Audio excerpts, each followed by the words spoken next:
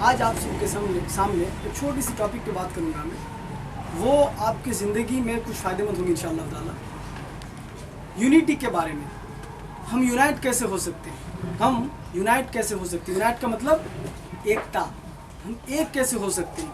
ہمارے اندر بہت سارے ریلیجیس جو ہے تفرقہ پیدا کیا گیا ہے، وہ ایک دوسرے کو سمجھنے میں ہم کو بہت مشکل ہو رہا ہے۔ اس وجہ سے کچھ باتیں میں آپ کو بتاؤں گا انشاءاللہ، جس سے ہم یہ سمجھیں گے کہ ہم یونائٹ کیسے ہو سکتے ہیں۔ لیکن یونائٹ ہونے کے لیے ایک بیسک چیز کا ہونا ضروری ہے، اور وہ کیا ہے وہ آپ کو جاننا ہے۔ یونائٹ ہونے کے لیے سب سے زیادہ ضروری ہے بلیف، آستھا، یقین کرنا، اور آستھا میں تھوڑا سا فرق ہے۔ وشواس کرنے کا مطلب یہ ہوا کہ میں آپ کو آج 10 روپے دے رہا ہوں، مجھے یقین ہے کہ آپ کل دے دیں گے مجھ کو۔ لیکن آستھا کو کہا جاتا ہے to believe from bottom of your heart, دل کے گہرائی سے کسی چیز کو ماننا، اس کو کہا جاتا ہے آستھا۔ اور یونائٹ صرف آستھا سے ہی ہو سکتے، آپ دوسرے وجہ سے نہیں ہو سکتے۔ مثال کے طور پہ اگر میں سر کو کہتا ہوں کہ سر آپ ہمیشہ یونائٹ رہو، میرے ساتھ رہیے آپ، تو اور ان کو میں تنخواہ دیتا ہوں 10,000 روپے، تو کب تک یونائٹ رہیں گے میرے ساتھ؟ جب تک تنخواہ دوں گا۔ اس کے بعد بات کیجیے آپ لوگ بھی۔ بولا پہلے ہی میں بیٹھا تب بولا، کنورسیشن کا رولس ہے کہ نیکسٹ انسان جب بولے کنسنٹریشن ہونا چاہیے، پھر نیکسٹ انسان جب پوچھے تو کنسنٹریشن ہونا چاہیے۔ تو میں پوچھ رہا ہوں تو بتائیں گے، اور میں بول رہا ہوں تو سنیں گے، ٹھیک ہے؟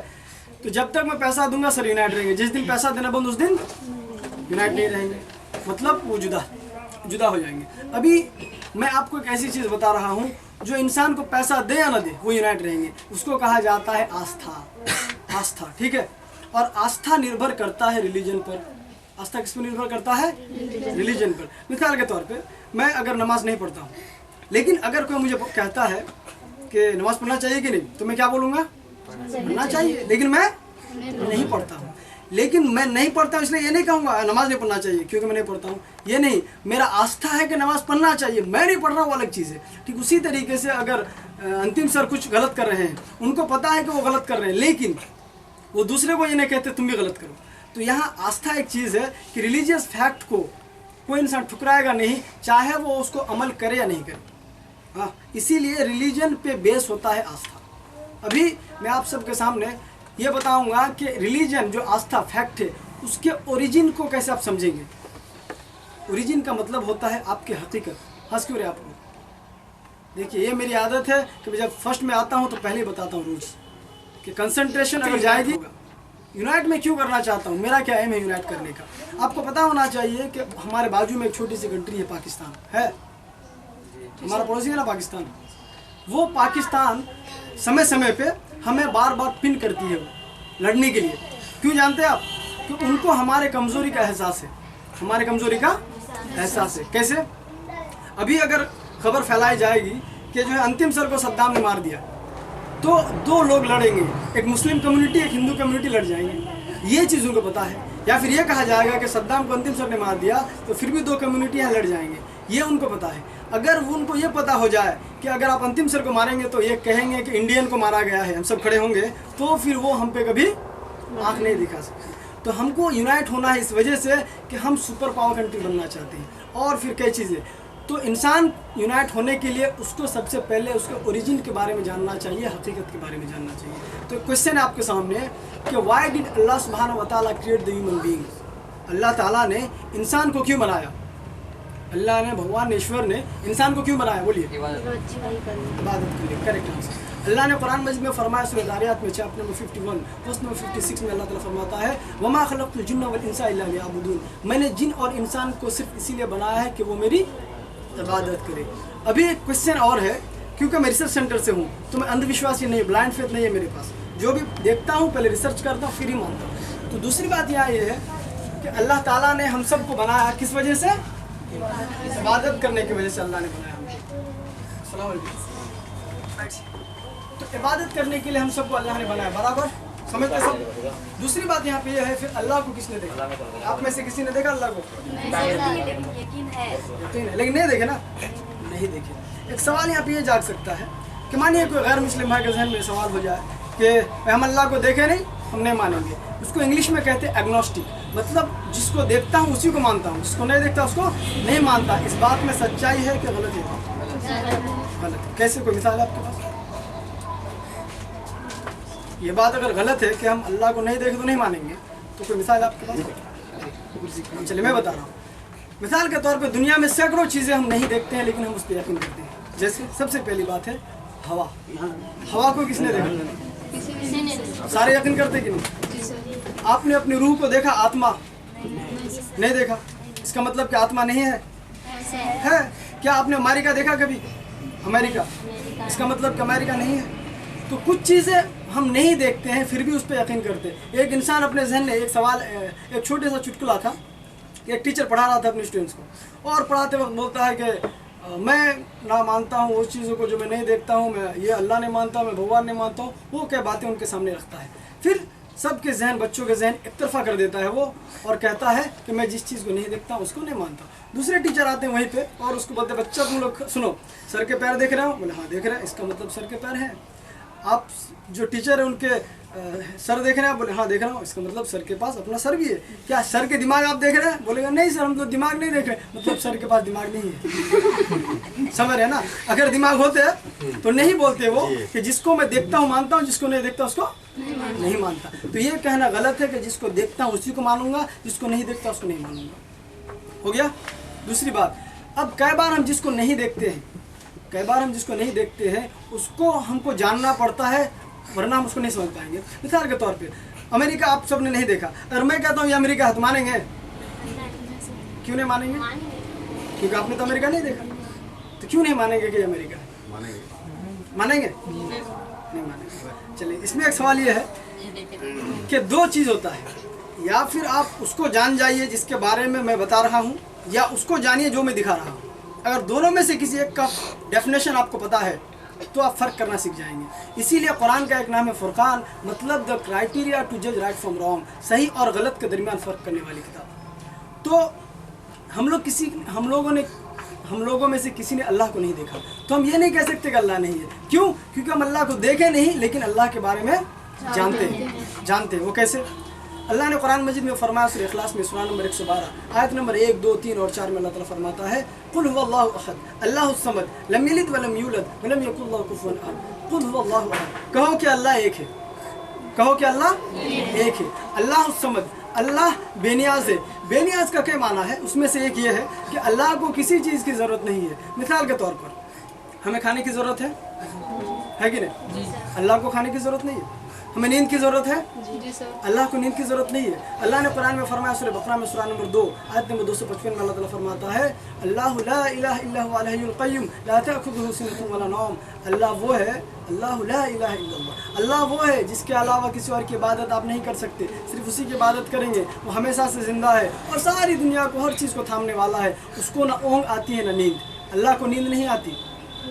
بیک میں آپ لوگ ہنسیے مت، جو بات ہوتی ہے پھر میں بتا بار لکھا سورہ بقرہ سورہ نمبر 2 آیت نمبر 255 میں. ٹھیک ہے؟ تو اللہ کو نیند نہیں آتی. انسان کو شادی کرنے کی ضرورت ہے کہ نہیں؟ اللہ کو شادی کی ضرورت نہیں ہے. اس طریقے سے سینکڑوں چیزیں، مطلب ایک لفظ میں آپ یہ کہہ سکتے ہیں کہ اللہ کے اوپر ہر کوئی نربھر ہے، اللہ کسی پہ نربھر نہیں ہے. Everything is dependent on اللہ سبحانہ و تعالیٰ، بٹ اللہ is independent on each and everything. ٹھیک.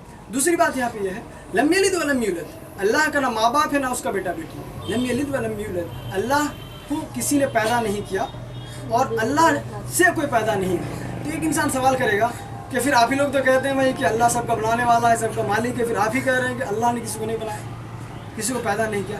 یہاں جو عربک ورڈ یوز کیا گیا نا غلط، اس کا مطلب نہیں ہوتا ہے کہ بنانا. مثال کے طور پہ میں موبائل کو بنایا ہوں، میں موبائل کا انوینٹر ہوں، اس کا مطلب یہ تھوڑی ہے کہ موبائل میرے پیٹ سے نکلا، نہیں نا. اسی طریقے سے اللہ خالق ہے، ہر چیز کو بنایا. اس کا مطلب یہ نہیں کہ اللہ کے پیٹ سے وہ چیز نکلا ہے. مطلب اللہ بنانے والا ہے، کریٹر ہے، لیکن پریجنن کریا کے ذریعے اللہ کے پیٹ سے کوئی پیدا نہیں ہے. اور ٹھیک اسی طریقے سے اللہ کسی کے پیٹ سے نہیں پیدا نہیں. ٹھیک ہے؟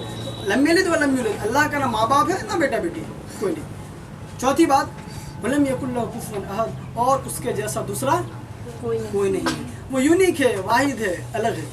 تو 4 ڈیفینیشن بتایا میں اللہ کے بارے میں آپ کو. پہلا ڈیفینیشن یہ تھا کہ اللہ ایک ہی ہے، قل هو اللہ احد. دوسرا ڈیفینیشن اللہ الصمد، اللہ बेनियाज़ है, मतलब अल्लाह को किसी चीज़ की ज़रूरत नहीं है। लम यलिद व लम यूलद, अल्लाह का ना माँ बाप है ना उसका बेटा बेटी है। वलम यकुल लहू कुफुवन अहद, और उसके जैसा दूसरा कोई नहीं। तो अभी हम लोग अल्लाह को नहीं देखे लेकिन उनके बारे में डेफिनेशन पता है। कल अगर आता कोई और आके कहता है कि जो शेख ये अल्लाह है, तो क्या आप लोग समझ जाएंगे अल्लाह है?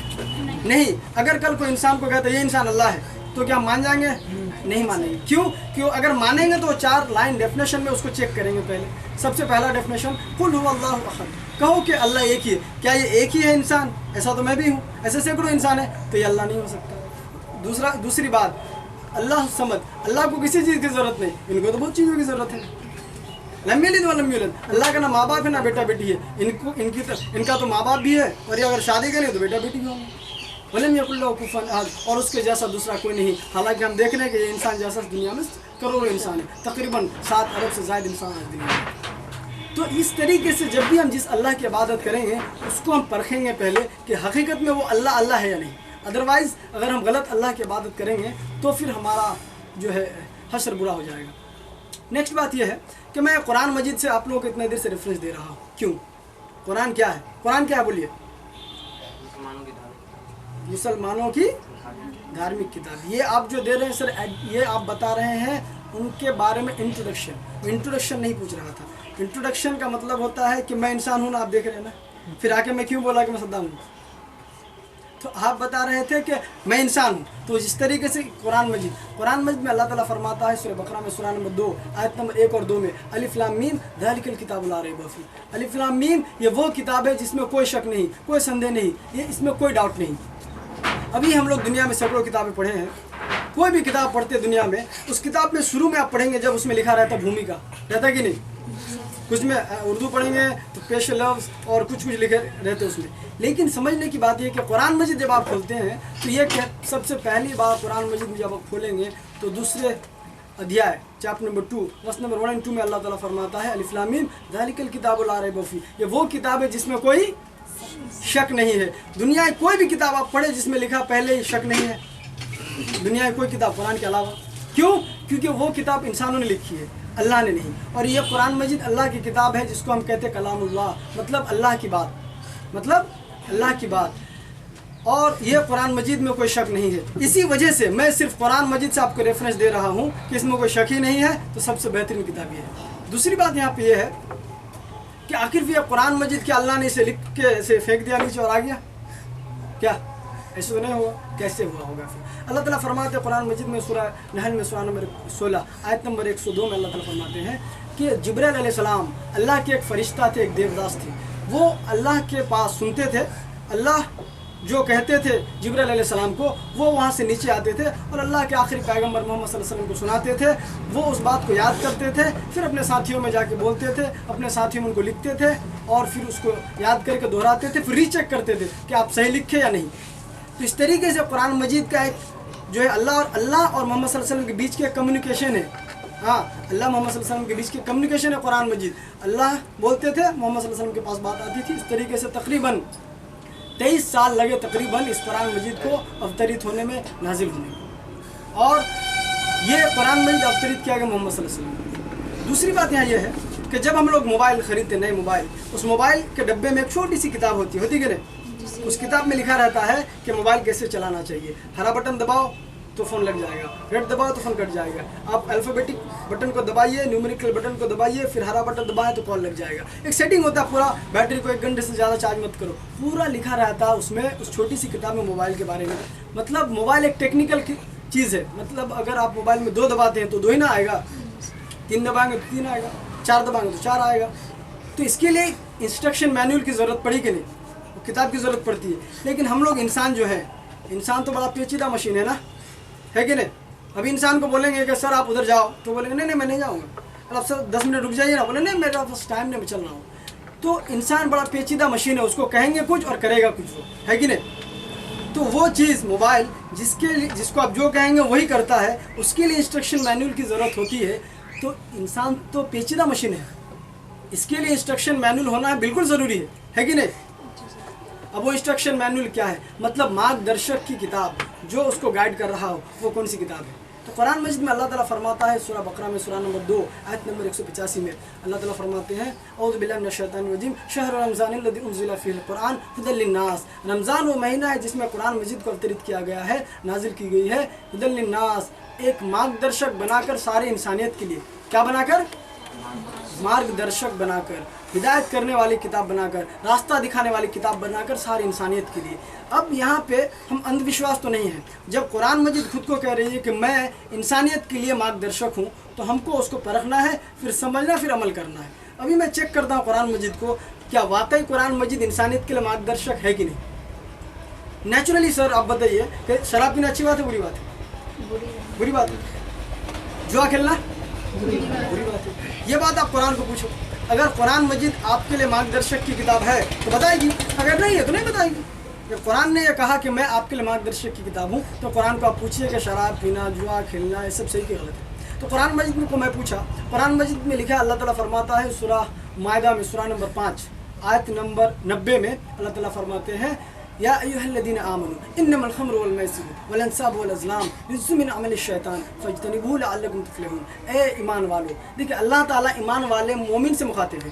ایمان والے کا مطلب ہوتا ہے یقین کرنے والے، جن کو یقین نہیں کرنا ہے ان کے لیے سب جائز ہے، مطلب ان کو یقین ہی نہیں کہ کیا ہے کیا نہیں تو وہ سب کر سکتے ہیں، لیکن جو یقین کر رہے ہیں، جن کے پاس ایمان ہے، ان کو اللہ کیا کہہ رہے ہیں؟ اے ایمان والو، اے ایمان والو، انما الخمر، بے شک شراب۔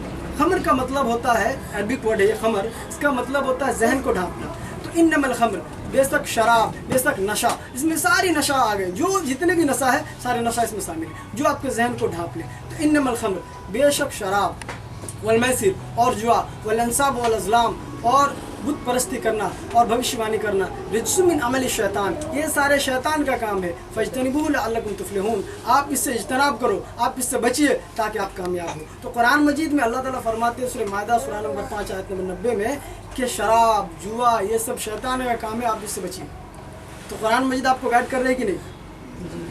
آپ کا مارگ درشن کر رہا ہے کہ نہیں؟ برابر نا؟ اسی طریقے سے جتنے بھی بری چیزیں دنیا میں اس کا قرآن میں کھوجیے، وہ قرآن آپ کو گائیڈ کرے گی کہ یہ صحیح ہے، یہ غلط ہے، یہ صحیح ہے، یہ غلط ہے۔ چوری کرنے کے بارے میں قرآن کو پوچھے، بتائے گی کچھ چوری کرنا صحیح کہ غلط ہے۔ ریپ کے بارے میں قرآن کو پوچھے، قرآن بتانے والے کہ صحیح کہ غلط ہے۔ ٹھیک ہے، تو قرآن مجید سارے انسانیت کے لیے ایک مارگ درشک ہے، پروف ہو گیا۔ نیکسٹ بات کہ یہ اب محمد صلی اللہ علیہ وسلم کون ہے؟ محمد صلی اللہ علیہ وسلم کون ہے؟ اللہ کے نبی ہے، اللہ کے آخری پیغمبر ہیں۔ محمد صلی اللہ علیہ وسلم مکہ میں پیدا ہوئے سن 571 عیسوی میں، اگر اس عیسوی کو لیں گے تو 22 اپریل کو پیدا ہوئے۔ 22 اپریل سن 571 عیسوی میں اللہ کے رسول پیدا ہوتے ہیں، دن سوموار کا ہوتا ہے مکہ میں، اور صبح کے وقت پیدا ہوتے ہیں۔ ان کی مرتیو ہوتی ہے سن 632 عیسوی میں، تقریباً 63 سال کی زندگی ملتی ہے ان کو۔ اور ان کے والد، ان کے ابا کا نام تھا عبداللہ، ان کے امی کا نام آمنہ، اور ان کے دادا جی کا نام عبد المطلب تھے۔ وہ پیدا ہوتے مکہ اور مدینہ میں ان کی انتقال ہوتی ہے۔ وہ شخص تقریباً 63 سال کی زندگی ان کو ملتی ہے، جس میں 40 سال کے وقت ان کو نبوت ملتی ہے، اور یہی جو 23 سال ہے اس میں قرآن اوترت ہونے کا ایک دور ہے، اور اسی دور کو ملا کے 63 سال اللہ کے رسول تقریباً جیے۔ 63واں سال میں اللہ کے رسول کی انتقال ہوئی۔ وہ اللہ کے رسول کے بارے میں قرآن مجید میں کیا کہا؟ قرآن میں اللہ تعالیٰ فرماتے ہیں سورہ انبیاء میں سورہ نمبر 21 آیت نمبر 107 میں وما ارسلناک الا رحمۃ للعالمین، میں نے نہیں بھیجا محمد صلی اللہ علیہ وسلم کو لیکن ایک رحمت بنا کر سارے انسانیت کے لیے، سارے انسانیت کے لیے اللہ کے رسول محمد صلی اللہ علیہ وسلم کیا بن کر آئے؟ دیالو بن کر آئے، رحمت بن کر آئے۔ ایک کوشچن ہے سر، اگر آپ آن لائن نیوز پڑھتے ہیں تو پتا ہوگا آپ کو، آج سے ایک ہفتہ پہلے ایک آن لائن نیوز آیا تھا، اس میں لکھا تھا کہ سب سے پہلا شخص جس نے بیٹی بچاؤ کا ابھیان چلایا ان کا نام کیا ہے؟ تو اس میں آیا تھا محمد صلی اللہ علیہ وسلم۔ محمد صلی اللہ علیہ وسلم سب سے پہلے شخص تھے جنہوں نے بیٹی بچاؤ کا ابھیان چلایا۔ عرب میں اس وقت آج سے تقریباً 1400-1500 سال پہلے بیٹی جو پیدا ہوتی تھی اس کے بعد اس کو قتل کر دیا جاتا تھا، اس کو دفنا دیا جاتا تھا، اور بیٹا ہو اس کو رکھا جاتا تھا۔ یہ اس میں عام تھا عرب میں، لیکن اللہ کے رسول محمد صلی اللہ علیہ وسلم اس کام کو روکنے کی کوشش کی۔ الحمدللہ آج وہ کام عرب میں بند ہے، افسوس کی بات ہے کہ انڈیا میں آج بھی جاری ہے۔ تو وہ کام کو اللہ کے رسول نے روکا۔ کیا کسی بیٹی ہے، بیٹی ہونے کی وجہ سے اس کو قتل کر دینا صحیح ہے کہ غلط ہے؟ غلط ہے۔ تو اس کو جو بچا ہے وہ صحیح کر رہا ہے کہ غلط کر رہا ہے؟ صحیح کر رہا ہے۔ تو اللہ کے رسول آپ کے لیے، آپ کے حق کے لیے لڑے اور بیٹی کو بچائے، مطلب لڑکیوں کے لیے اللہ کے رسول رحمت تھے کہ نہیں؟ دیالو تھے کہ نہیں؟ हाँ, तो प्रूव हो रहा है ना कि अल्लाह के रसूल दयालु थे। वही अल्लाह के रसूल मोहम्मद सल्लल्लाहु अलैहि वसल्लम ने कहा कि एक मुसलमान तब तक मुसलमान नहीं हो सकता है जब तक उससे पड़ोसी उससे ना खुश हो। एक मुसलमान मुसलमान नहीं हो सकता अगर उससे उसके गैर मुस्लिम दोस्त ना खुश हो, दुख हो उनको। एक मुसलमान के हाथ और ज़ुबान उनके जिस्म से दूसरे मुसलमान को, दूसरे इंसानों को तकलीफ नहीं होना चाहिए। तो अल्लाह के रसूल बिल्कुल दयालुता की बात बताए और गए। इसीलिए कुरान मजीद में अल्लाह ने फरमाया कि वमा अरसलनाका इल्ला रहमतल लिल आलमीन, मैंने मोहम्मद सल्लल्लाहु अलैहि वसल्लम को नहीं भेजा लेकिन एक रहमत बनाकर सारी इंसानियत के लिए। क्या मोहम्मद सल्लल्लाहु अलैहि वसल्लम सिर्फ मुसलमान या अरब या पाकिस्तान के लिए आए? सारे इंसानियत के लिए आए। चाहे आज वो दुनिया में खुद को कहे कि मैं हिंदू हूँ या मुस्लिम हूँ, सिख हूँ, ईसाई हूँ, सारे इंसानियत के लिए मोहम्मद सल्लल्लाहु अलैहि वसल्लम एक रहमत बनकर आए, एक दयालु बनकर आए। अभी एक मिसाल ये है कि अभी इंडिया के प्राइम मिनिस्टर का नाम क्या है? प्रधानमंत्री का नाम क्या है? नरेंद्र मोदी जी। अभी नरेंद्र मोदी किन के लिए प्राइम मिनिस्टर है? मुसलमान के लिए कि हिंदू के लिए? सबके लिए। तो जितना उनको रूल का पीरियड मिला उस वक्त तक वही है इस इंडिया के लिए प्राइम मिनिस्टर। लेकिन जब वो चले जाएंगे, नेक्स्ट आएंगे तो नेक्स्ट होंगे।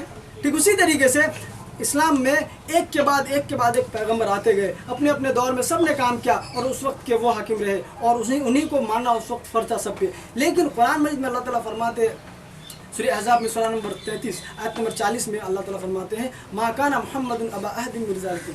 कुरान मजीद में अल्लाह ताला फरमाते हैं कि मोहम्मद सल्लल्लाहु अलैहि वसल्लम आप में से किसी का बाप नहीं है, लेकिन वो अल्लाह के एक पैगंबर है और ख़ातमुन नबीन है, मतलब आखिरी रसूल। तो इससे पहले जितने भी रसूल आए सारे लोग उस वक्त के लिए थे, लेकिन क्योंकि मोहम्मद सल्लल्लाहु अलैहि वसल्लम आखिरी रसूल है तो उसी तरीके से जिस तरीके से मोदी अंकल पूरे इंडिया के लिए आज प्राइम मिनिस्टर हैं, मोहम्मद सल्लल्लाहु अलैहि वसल्लम भी पूरी इंसानियत के लिए आखिरी पैगंबर बन के आए, आखिरी दूत बन कर आए। तो सारे इंसान को उनको फॉलो करना पड़ेगा, सारे इंसान को उनको फॉलो करना पड़ेगा। दूसरी बात यहाँ पे ये है कि इंसान जो पैदा हुआ है उसके बारे में हम जान गए कि क्यों पैदा किया गया, अल्लाह की इबादत के लिए। लेकिन एक सवाल यहाँ ये है कि हम फिर मरते क्यों हैं? हम क्यों मरते? बोलिए आप में से कोई इंसान की